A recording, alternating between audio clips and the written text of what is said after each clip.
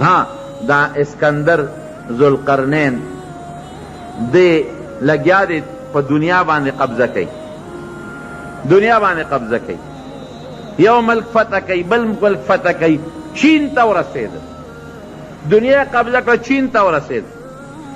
د چین یو شهزادګۍ وه ډېره زیاته هوښیاره وه، هغې چېرته د تصویر پیدا کړی چې دا څنګه سړی دی چې په دنیا پسې نښتی دی، یو ملک هم فتح کوي یو بل ملک هم فتح کوي.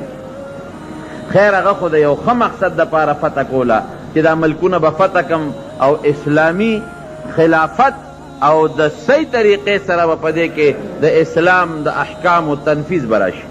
اوس امریکا هم لګیا ده یو ملک نیسه او بل ملک نیسه بل ملک نیسه، دا خو خپل غرض دی پکې چې چا نه به تیل وګټم او چا نه به هیرې جواهرات وګټم او چا کې هغه څه شی دی پروټین دی او که څه نوم نومره ایر شو راته هغه ایټم بم کې څه استعمالیږي.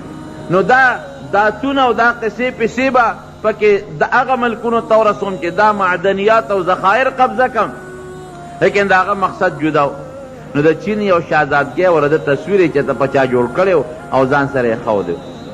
دی چې کله په چین علاقه باندې حمله کوي نو فوجونه یو طرف ته کېښودل، چې حمله کو نو د فقیرۍ لباس واچو، بلکل د فقیرۍ ځان نه یو ملنګ جوړ کړ او فوج ته وی زما د حکم انتظار وکړئ دلته کښېنئ، زه به د فقیرۍ جامه کې په خپله ځم حالات ګورم، معلومات کومه چې حمله د کم طرف نه وکړو، د بل چا باندې اعتماد مې نشته، او علاقه ګورم د هغې فوج به وګورم د هغې وطن به وګورم. نو جامع بدله کړه چې ما څوک ونه پېژني او د ملنګۍ او د فقیرۍ لباس یې واچو او ورننوت.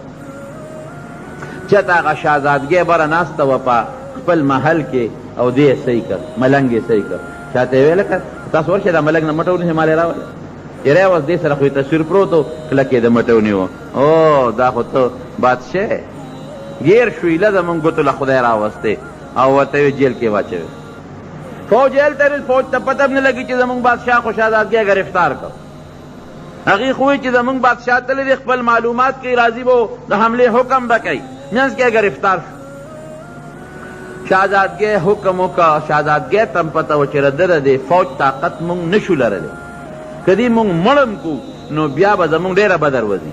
اوس خو ځکه زمونږ بادشاهي اونیسي جوړه ورسره وکړو نو مونږ جمدي خو به پرېږدي که او که چېرته دې مړم کو د دونه فوج دی دومره لښکر د دنیا قبضه کړه مونږ به هم قبضه کړي، بیا به رانه انتقام لري چې څه چل به راسره کوي، وجنو یې نه خو یو طریقه باندې ولې اصلاح کوو.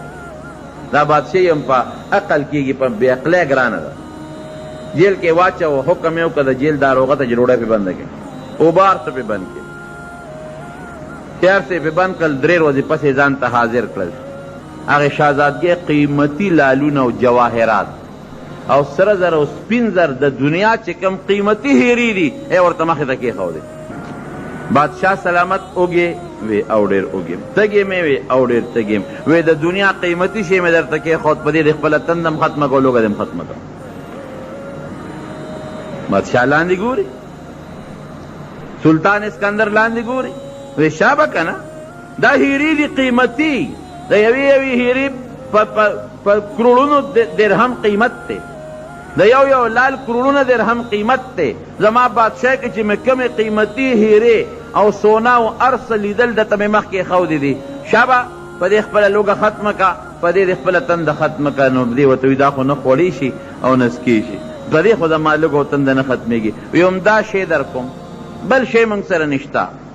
ده وله دیکه ورکړه وی دا مې نه دی پکار، دې وخت کې دا ماله فایده نه راکوي. وی خلال شي یو موټی اوربشې وټکوي وروړی وله. اوربشې اوس لږې قیمتي دي، لیکن مخکې د اوربشې قیمت نو غریبه غریبۍ کې چې به د چا خوراک و اب اوربشې وي، غنم جوار به چا نه موندل، اوس اوربشې څوک نه موني. یو موټی اوربشې وله وټکوي راوړی وله، داسې لږې غوندې دی، یو 2 پیسو اوربشې وله وټکولې او مخې ته یې ورته کېښودې. وی ځکه نه په دې د لوږه ختمه کوي ډېره ښه. هغه اوربشې وخوړوي، څنګه شوې؟ وی برابر شوم. وی ګوره بادشاه پته ولګېدله چې ستا د زندګۍ او د ژوند لپاره کم شی ضروري دی. دغه هیرې لالونه جواهرات او سره زر که اوربشې وایه وی اوربشې مې ضروري دي. وی جون به دې په څه بچ کېږي؟ وی په دې اوربشو به بچ کېږي. وی اثر ملک په مخ اغشتی دی د دنیا دپاره، کله یو ملک قبضه کې او کله بل قبضه کې او کله بل قبضه کې، چې کم کې اوسېدې دونه اوربشې دې پکې کېدې چې ستا ګزاره پې کېده. عجیبه ده، عبرت خبره ده که نه؟ کم ملک کې چې اوسېدلې دومره اوربشې پکې کېدې چې ستا پې لوږه ختمېده، ستا د قوم لوږه پې ختمېده. ملکونه فتح کې، هیرې ګټې، جواهرات ګټې، سره زر ګټې، بلډینګونه او محلات ګټې، هغه دې په کار شو؟ اوس دې څه په کار شو؟ هغه شی دې په کار شو. ما خو درته مخکې کېښود، دیکه دې ورکړه، او که هغه د 2 پیسو اوربشې دې په کار شوې، بادشاه سلامت دغه اوربشې وخوره چې آخرت ته پرې روغ لاړ شي. هیرې جواهرات فایده نه در کوي. اخو پوه شو؟ وی ځه شهزادګۍ ورته وی در باندې مې رحم وکړه، څه درته نه یم په مخه دې ښه. بادشاه فوج ته حکم وکړي، باس دا ما دپاره عبرت دی، ځای چې زه فوجونه واپس کړي، نور مې د دنیا ګټه او د دنیا فتوحات ته دي په کار. بس ځای فوج ته حکم وکړ، ډېرې علاقې مو فتح کړې، خپل رب دې نه پس راضي کې او د اوربشو ډوډۍ وخورئ، مال پرېږدئ، دولت پرېږدئ. ولتنظر نفس ما قدمت لغد. دا سوچ به وکړو چې مونږ قیامت له الله له څه وړي دي او څه مو ګټلي دي. حدیث پاک کې راځي یو سړی ډېر زیات مالدار، د قیامت پر ورځ به الله ځان ته مخامخ ودروي، بنده ما خو دله مال در کړی و که نه، څه دې پکې کړي دي؟ دولت مې در کړی و، څه دې پکې کړي دي؟ دی وایي الله ما خو پکې دونه تجارت وکړه که نه چې تا ماله 1000 را کړی و، ما ته کورونه درله جوړ کړل، تا ماله 100 را کړی و، ما ته درته اربونه جوړ کړل، بلا بلډینګونه مې ترې جوړ کړل او ډېرې زیاتې مې کړې هغه پیسې، او ته ما پرېږده چې دنیا ته لاړ شم چې دله یې راوړم. الله ورته وایي، حدیث کې راځي، حضور پاک مبارک فرمایي شا پرېږده مخکې وګوره، مخکې دې څه رالیږلي دي، دنیا دې ختمه ده اوس، هغه دنیا دې اوس نشته. ولتنظر نفس ما قدمت لغد. وګوره مخکې دې څه رالیږلي دي، دې به ښي طرف ته وګورې الله مخکې خو څه نشته، مخکې به وګورې الله اسم نشته، ګس طرف ته به وګورې الله اسم نشته. وی شا پرېږده چې مال دې ډېر کړی دی، خو الهاکم التکاثر د دې مال ډېروالي غافل کړی وي د دې مخکې ژوند نه که نه، د آخرت د ژوند نه. وی لا صفونه به فرشتو ته حکم وکړي وبنیسي او اخر جهنم ته به ورغوزار کړي. رونو مونږ د دنیا مال او د دنیا د مال ګټې، د دنیا جاه منصب او د دنیا دولت او د دنیا حرس او د دنیا مالونو دی غافل کړي و، آخرت هم هېر کړی دی. دا مونږ چې دا جنازه په دا مړي کوو، نو مونږ په دا کور په جومات کې ولې نه کوو؟ لکه دلته جنازه کېږي که نه، دلته ولې نه کوو؟ مقبرې له به ځو. او بیا شریعت وایي، نبی علیه السلام فرمایي چې جنازه دې په مړي وکړه، ورسره ایثار شه تر دفنه پورې، چې 2 قیراته ثواب دې وشي. دې کې څه فایده ده؟ وړي کې به هم مقبرې له ځې او ورسره به ایثارېږي، او په جمعې کې به هم ځې ایثارېږي به، وخت دې هم ضایع شو. دا دې دپاره چې دا مړی په خپلو لاسونو یوسئ، او دا مړی په خپلو لاسونو قبر ته ښکته کړي، او دا مقبره کې د پلار وویني چې او بابا مې ماغه دې پروت دی، رور وویني چې رور مې ماغه دې پروت دی، او کور والا مو وویني چې هغه دې پروت دی، او بچی مو وویني چې هغه دې پروت دی. زه م ورپسې را روان یم چې ته عبرت والې، عبرت کفا بالموت واعظه، عبرت والې. نو حسن بصري عبرت واغشت، چې عبرت یې واغشت، څه ترې جوړ شو، څه ترې جوړ شو؟ جناب یو د ده په علاقه کې یو سړی دی ابو عمر، یو ګناه ته شو، قرآن ته هېر شو. قرآن یادول ګران کار دی، قرآن یاد وساتئ. ګورئ قرآن یادول مستحب دی، سنت دی، یاد ساتل فرض دی، واجب دی.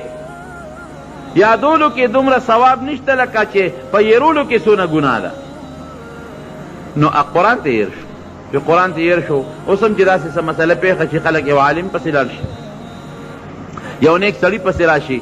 دغه زمانه کې حسن بصري نیک سړی ولا راغی صاحب قرآن نه یې، دا غلطي مې شوې، دا ګناه مې کړې ده. نو دا بزرګانو پخوا به د علماو بزرګانو سړی له غوندې کړاو چې لږ یو کړو م چې آینده دپاره داسې نه کوي. وی لاړ شه مکې مکرمې ته، هلته یو جومات دی په مینا کې، مسجد خیف ورته وایي، خیف بني کنانه دغه علاقې نوم دی. هلته د ما یو استاد ناست دی، هغه ته ووایه دعا به درله وکړي، الله به درته قرآن را یاد کړي. دی پیاده لاړ، صاحبه د بصرې نه عراق نه ځه، دا خو بلا مزل دی. مکې مکرمې ته ورسېد، دی پخپله وایي چې مکې مکرمې ته ورسېدم، بیا هغه مینا هغه جومات ته لاړم، وایي د مازدیګر وخت نه لږ مخکې ورسېدم. وایي چې ور ورسېدم نو هغه چې کوم سړی راته خو تپوس مې وکړ د نوم، وایي چې دا محراب کې ناست دغه سړی. خو ما وایي چې ودرېږه دا خرش دی، څوک ته دعا غواړي، څوک ورسره لاس ملاوي ملاقاتونه شروع دي ودرېږه چې مونځ وشي زه به ورشم وی یو سړی راغی د مانځه نه مخکې سپین څادر یې په سره چولې خو ما ونه پېژن ما ته شا وه ده سره یې لاس ملاو که واپس لاړ وی چې ما مونځ وکړه زه ورغلم ورته کېناستم ما ورته خپله مدعا ووي چې صاحب زه د عراق د بصرې نه راغلی یم او ما نه قرآن شریف حافظ هم ام قرآن مې هېر شوی دی ګناه شوې ده او ګناه مې توبه ایستې ده او ته د خدای دپاره ما ته کلمه وښایه وظیفه وښایه چې ما ته الله واپس هغه قرآن را یاد کړي وی ده زما د ده په زنګون د الله ستاسې ښودرې وی ده دا سر داسې اسمان ته اوچت کړه او چې سر یې راښکته کړي ما ته چې سوچ وکړه وی چې سوچ مې وکړه قرآن مې یاد واپس الله را یاد کړی ها تپوس یې رانه وکړه چې توبه دې مضبوطه ایستې ده که نه ما چې او صاحب بس زه معافي غواړم بیا به نه کوم دا ګناه چې مې کړې ده پستومان یې ما ته وایي چې عراق نه چا راولېږلې بصرې نه مې چې صاحب حسن بصري یاره وایي په حسن دې الله رحم وکړي په دنیا کې زه خلکو کې مشهور کړم تا وختي دا سړی ولیده دا چې د مانځه نه مخکې سپین څادر والا ما سره میلاو شو جومات نه وته مې صاحب ومیلید خو ما ته شا و مې نه پېژن خو تعجب مې په دې وکړه چې دې سړي مونځ ونه کړه او د جومات نه د مانځه نه مخکې ووته وی دا حسن بصري و که نه دا حسن بصري و د هر مانځه نه مخکې د عراق د بصرې نه دلته راځي او ما سره ملاقات کوي د جمع مانځله بیا ځان بصرې عراق ته رسوي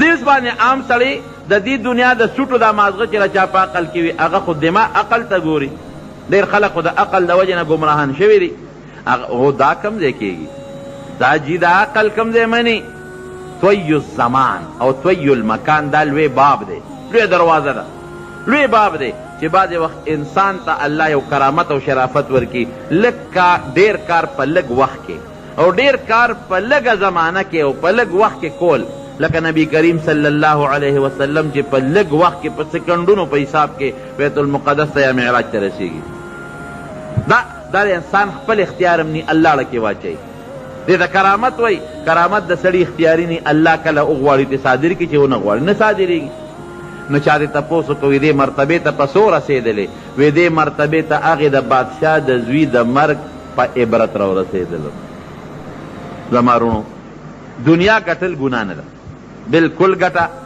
رزق حلال ګټل عبادت ته په دا نوټ هم درته لیکلی دي او دا مفهوم دی د حدیث حلال رزق ګټل او خپلو بچو له روزي حلاله ګټل بېشکه کوه او جومات به جوړ کې لار به جوړه کې غریب سره امداد به وکې حج به وکې عمره به وکې نور چې اسم نی د بل د سوال نه خو پې بچې که نه د بل د احتیاج نه خو پې بچې که نه چې جامه دې پې ځان له واخېسته او د جامه کې لمونځ وکړې دې کې دې ثواب دی او که کور ته دې بچو له بینګلی راوړې ټماټر دې راوړل هم دا نیت کوه چې دا ثواب ګټم نبی علیه السلام فرمایي کمن وړی چې د ښځې په خوله کې اچې دې کې دې اجر او ثواب دی هر شي چې غوټه کور ته وړې زړه کې دا وایه وی دا ثواب ګټم صدقه کوم په دې خپلو بچو په دې ښځه دا فرض صدقه را د هغې ثواب د نفلي نه زیات دی نو مال دولت ګټل ګناه نه د حضرت عثمان ته مونږ عثمان غني وایو دا غني لفظ ورته مونږ لقب یې ښودی دی حضرت عثمان ذوالنورین رضی الله عنه د ډېر مال دولت خاوند و تبوک غزا کې 3 میسې لښکر سامان ټول د مهیا کړی دی عبدالرحمن ابن عوف د ډېر لوی مال دولت خاوند و لیکن رونو مال او دولت د آخرت په مقابله کې مقصد به نه ګرځې بس که د آخرت ګټه راله مال بال ته قربانې او که کوم ځای کې د الله او د رسول دا ستا مال پکار شو چې زکات ورکه دا د هغه پکار دی ضرور به یې له ورکه حج در باندې فرض شو دا د هغه پکار دی چې دا مال ولګوه جومات جوړیږي یا لار جوړیږي یا بل مسکین ګاونډي دی یا یتیمانان دي دا هغوی غریبانان دي دا د الله پکار دی دی له ورکه نو بیا به دا مال باندې بروسه نه ساتي دا به هلته قربانۍ زما وروڼو ولتنظر نفس ما قدمت لغد یو سړی دی دا سوچ وکړي مونږ دې ته ګورو چې څونه مال به د مرګ نه پس پاتې شي مانه په دې کې مونږ ټول پراته یو څو بنګلې به والم او څونه موټرې به والم او څونه کارخانې به والم او څومره جایدادونه به والم دا خو تا نه پاتې دي که نه نو مونږ رستو ته ګورو چې دونه شی ډېر کم چې مانه رستو پاتې شي شریعت وایي ټیک ده وګټه بچو ته هم پرېږده نفقه پکې شته ثواب پکې شته پرېږده بچو ته خیر دی خو مخکې ولتنظر نفس ما قدمت لغد دې ته مو ګوره چې مخکې مې څه شی ولېږه ځکه ته چې کوم شي له روانې زیات حاجت خو د هغې ته دی که نه.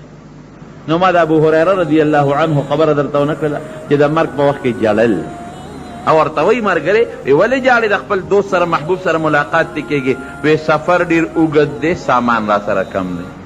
نو چې حضرت ابو هریره دا وایي نو موږ پکې کم کوجاګان یو. زما وروڼو دنیا ګټه حلاله حرامه نه ګورئ. نمبر 1 وګټه دنیا، بچولم ورکه، نفقه وګټه، نصوتم وګټه، بچولم وګټه، ممنوع نه دی. خو اخرت لا مخکې ځان لولېږه چې کوم خوا ته ور روانې هغه لار ځان ته خشته که. سخته لار ده، تیاره لار ده، کږه لار ده، د ازغو د مارانو لړمانانو ډکه لار ده. ګرانو محترم اوریدونکو، د شیخ الحدیث مولانا محمد ادریس صاحب په دې 362 نمبر کیسټ کې تاسو د آخرت سفر باندې تقریر او بیان واورېده. دا به تاسو ته پېښور ښار کې بیرون کچرې ګیټ اشرف روډ سره فقیر خان ناصر خان کیسټ هاوس کې د ناصر خان او حیدر خان سره ملاویږي. د دې نه علاوه د شیخ الحدیث مولانا محمد ادریس صاحب د هرې جمعې تقریر به هم تاسو ته د دې دکان نه ترلاسه کېدی شي.